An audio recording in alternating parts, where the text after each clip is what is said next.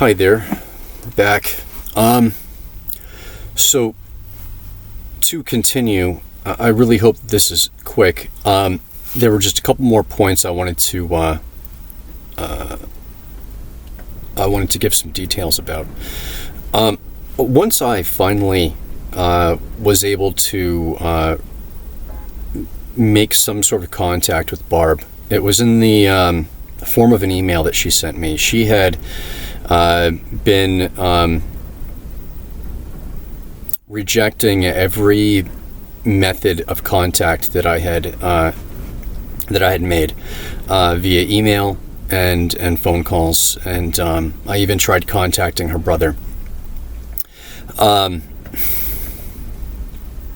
She even blocked my number at one point, and then I received an email from her.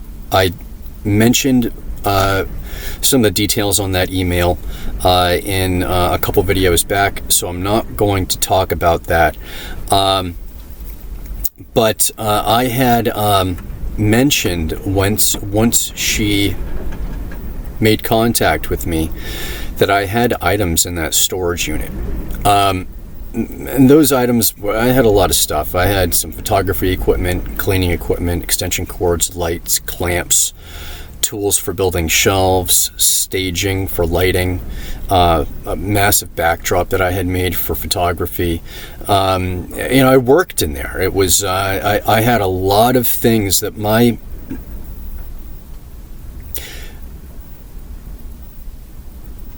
job for them required many skill sets, and I was the only one producing, and I luckily had a variety of skill sets to offer, and that required me to have equipment for all sorts of different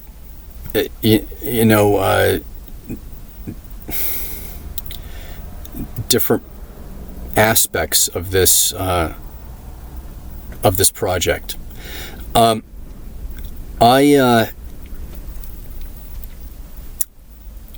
Her response via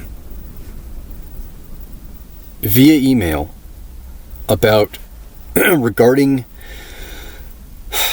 having items in her storage unit, she said, paraphrasing, but this is essentially what she said: "This isn't the first time we've had this problem, is it?" Now, that I started really trying to figure out what she meant by that, and I eventually figured it out.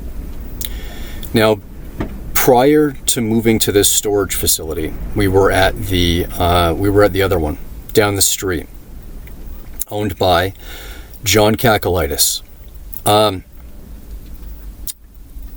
Now,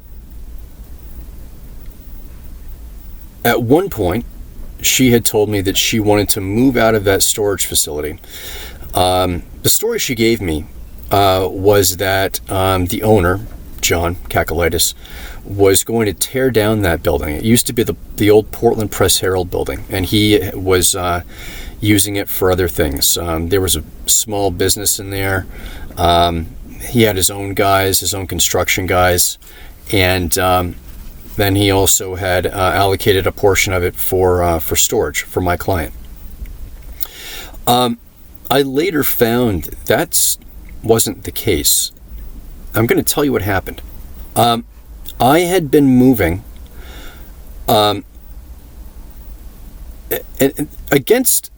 I had stressed, this is not a good time to move your collection. And the reason for that was because all of that work that I had done in cataloging and documenting her entire collection was put in peril by the next step of the process which she wanted to embark on, and that was called the categorization process. Now, what that required me to do was I'm not going to get into all the details, but I want to give you an idea of the logistical nightmare that this presented, especially when it involved moving the collection prematurely. Now, they had their entire furniture collection. Sorry about my hands there. They had all sorts of artifacts, statues, and just all sorts of things. But they also had things in boxes. There were totes that comprised a portion of those, what I will call boxes. And there were over 700 of them. Let's call about 750 totes. Then there were boxes. There were hundreds of boxes. There were also chests. She had, amongst the antique collection, they had jammed items into furniture where they could. That included chests, armoires, dressers, things like that. So all of these items, everything was accounted for when I cataloged all of this, when I documented it. Now, the categorization process required that all of the boxes so she would go through the photographs, which documented what was inside of those boxes. And based on what was in those boxes, she would determine their new placement, whether they were going to, she had a place in Santa Fe. Some of them were destined for Santa Fe. Some of them were just, she wanted like items with like items. Not all of these boxes had like items in them. They were, it seemed, randomly assorted. What this required of me was to unbox. We called it I had people working for me to facilitate this, the unboxing process. And what that would entail is I built an entire external area in that storage facility of shelving to put the contents of these boxes on those shelves. And those shelves would be labeled with the new categorizations. So let's say Santa Fe, jewelry, this, that. And in order to not lose where these items had come from before they were put into their final destination, their final boxes, they would be placed on shelves with simply a card, a piece of paper on top of them, beside them, noting which box they came out of. So before they went into their final box, we would know where it came from. And they were never to be moved out of those places without the corresponding tag to show where they came from. Otherwise, they'd be lost forever. The categorization process would have to be restarted. The documentation process would be all for nothing. Now, I had unboxed hundreds of boxes at this point. Her collection, at least the boxed portion of it, a large portion of that boxed portion was in peril of being lost in obscurity. This is when she dropped the information on me that we had to change locations. She did not heed my advice to finish the categorization process before moving the collection. She said it had to be done immediately. Now, getting that information out of the way, it gives an idea of the logistical nightmare that was involved in moving this. It was no longer just throwing boxes into a moving truck, bringing them from one location to another. This involved meticulously taking those loose items that had come from those boxes and making sure that they stayed, that the integrity of the documentation was kept throughout that moving process, so the categorization process could be continued once we finish the moving process. So I'm moving this collection now to a new storage facility about, 5 or 6 or so blocks away, not very far. The logistics and everything were an absolute nightmare. I'm not going to get into that, but it was, every single aspect of it was very, very difficult, aside from the fact that we were doing it with all of these items unboxed.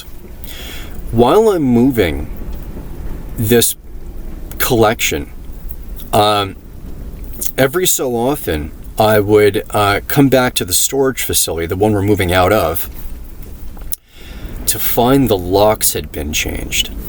This would leave either my personal truck stranded inside the facility when I had left it there and brought the moving truck over to the new storage facility, or it would leave the moving truck stranded inside if I arrived there with my truck in the morning to pick up the moving truck to go to the new facility to move those things in.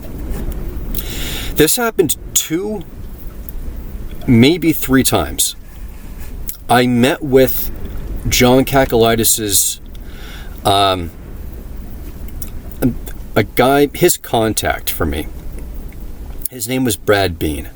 I don't know what his title was. Brad's explanation for this, I met with him somewhere at an office somewhere to ask him to get to the bottom of why this was happening. And the reason was because someone had left some lights on, and it angered him so much that his method for dealing with this was to change the locks. There were many people occupying this area. There was a small business in one portion of the area. There was John's guys. They had a workshop there, and then there was myself. So this might have been, let's say, 20 people occupying this place on any given day. The lights being off, he determined that the best course of action was to change the locks. I suggested to him maybe having a meeting, putting up notes, letting people know that it was very important to turn the lights off. It, for obvious reasons, the energy consumption. He was a very insecure man, and I tried to be very diplomatic and gentle with him when giving my suggestions, because I could tell that he was very insecure, and he had mentioned more than once how he's in control. Okay, all right, Brad. Yes, you're in control. I'm just suggesting that maybe changing the locks is not the best course of action. It creates a lot of problems. So I'm losing light here. I hope you guys can see me. This had happened at least 2 times, maybe 3. And the last time that it happened, I had called Brad, and I was summoned down to 2 Monument Square, which is the building that John Cacoulidis owned. Now, I assumed that this meeting would result in an understanding that this is not how we're going to deal with this situation any longer. I understood the importance of turning the lights off. I figured that there would be a resolution to this problem, that was the purpose of this meeting. So I was to meet them at a certain time in the top floor of 2 Monument Square in such and such a suite. So at that time, what I did was I walked from the storage facility over to 2 Monument Square. It wasn't very far. It was 2 or 3 blocks away. I hope there's enough light here. I followed the directions. I got up into I think I went through the service entrance and took the elevator up to the 7th or 8th floor. whereupon I walked from the elevator to the right all the way down a corridor. This terminated at a corner office. In this office were 3 people. Only one of which I had met, and that's Brad Bean. Now, Brad Bean was standing at the door. The office was long. The door was at the end. I walked into the office, sitting down in a chair at the end was John Cacoulidis. I met him. I introduced myself to everyone. I don't think there were no social niceties. There was another gentleman sitting at the what looked like a sort of a boardroom table, and I found out that was John Cacoulidis' son, George Cacoulidis. Now,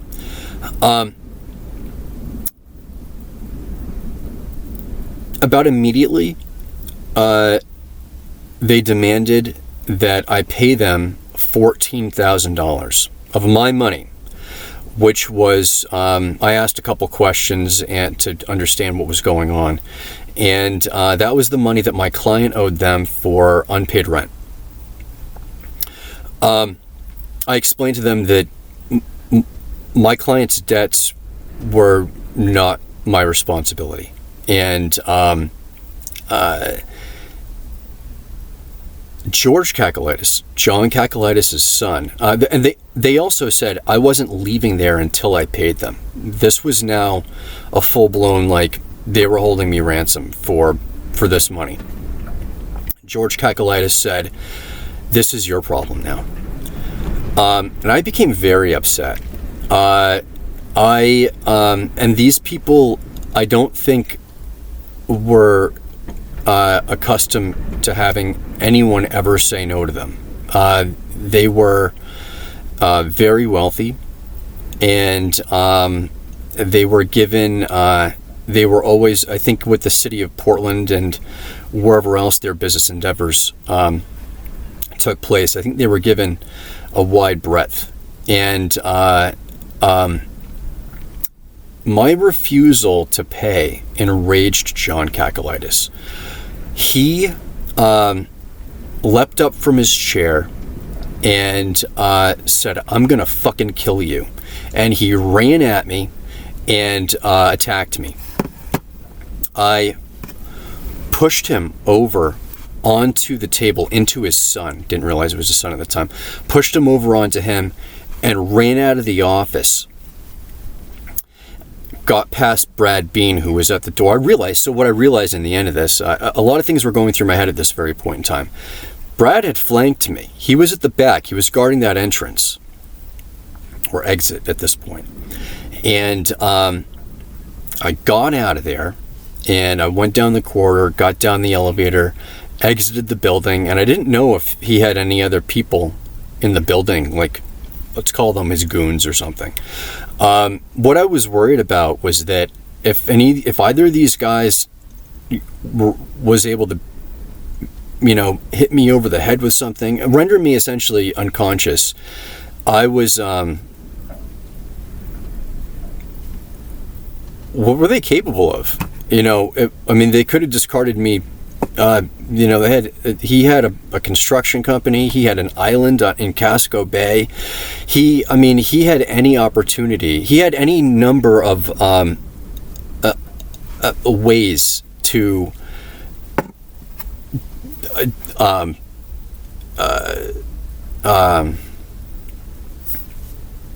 dispose of, if they wanted to, my body.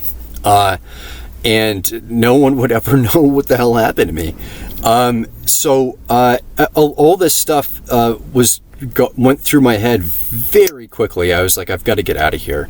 And I made it back to the storage facility, which, like I said, is only 2 or 3 blocks away. So my walk there was, let's say, 2 minutes. When I got back to the storage facility, I had maybe a minute or two to barely tell the guy who had been working with me what kind of went on when the cops showed up. Now, the cops showed up and told me that I was going to be arrested if I didn't vacate the premises immediately. Now, I had things there. I had just, it was a dump run. That's right. I had done a dump run that day, and I had moved everything out of my truck and come back with my truck. So I needed to load my items back in. Explained to the officer that like, I work out of this place and I have all my things here, not just the stuff that was in my truck, but other tools that I used on a daily basis that kind of lived there. I was only afforded like a minute or two to get things in my truck, which wasn't nearly enough time to pack everything, because I had things packed in so very tightly and meticulously to make sure everything packed in. I had to abandon some things there. I'm going to have to cut this video short, I think, because of the light, but that abandoned my equipment there. And later that day, when I got back home, I spoke with Barb about this on the phone, and she was very dismissive. In fact, she tried to blame the whole thing on me. And I said, I have, of all the things that I explained to her, I said, he tried to kill me. He demanded I pay your storage fees, which amounted to $14,000. And I kind of went through the whole thing, and she